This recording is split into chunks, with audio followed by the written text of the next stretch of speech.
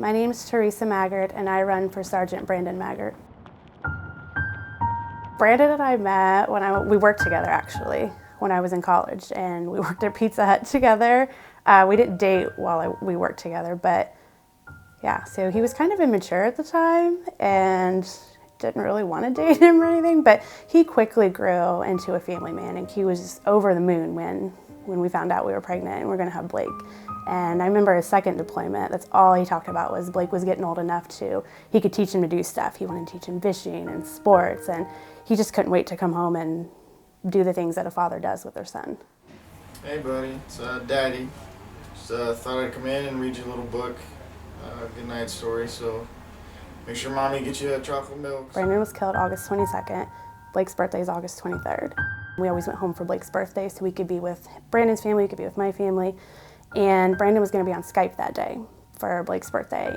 And he wasn't on Skype, but that didn't indicate anything to me. I thought maybe the internet went down, maybe something, he's in a war zone, something came up, like it's fine. But the officers came to Blake's birthday party, and they started with, "We regret to inform you," and I was just in shock, and I was just like frozen. I'm like, this isn't real. Like, he's out in the car, like this is one of his pranks, because he always did like jokes and pranks. I'm like, oh, he's surprising us, like he's here. And it wasn't, it was real, and it was just, I don't know, like my world just crumbled that day.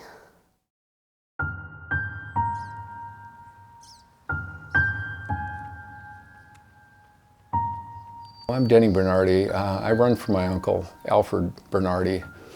Just one of so many that have given the total sacrifice. They never found him, but the sacrifice for all of us.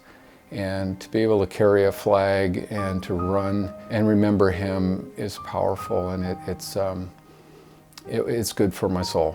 Sergeant First Class Matthew Q. McClintock.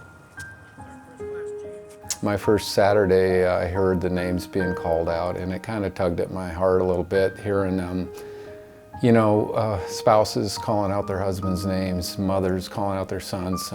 One weekend I heard a child say, "My daddy," and it's just, if that doesn't tug at your heart, nothing ever will, and it just sucked me right in.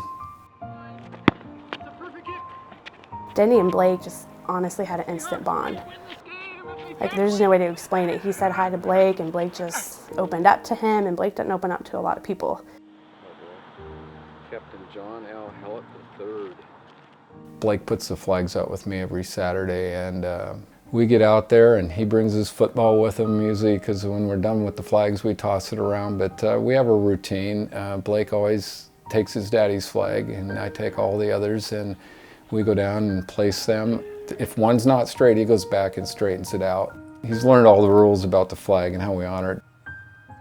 I'd been praying for a male role model for Blake and someone to be in Blake's life, and I just think Denny was an answered prayer. He goes to baseball, he goes to football, he volunteers at Blake's school now, and it's really something Blake needed.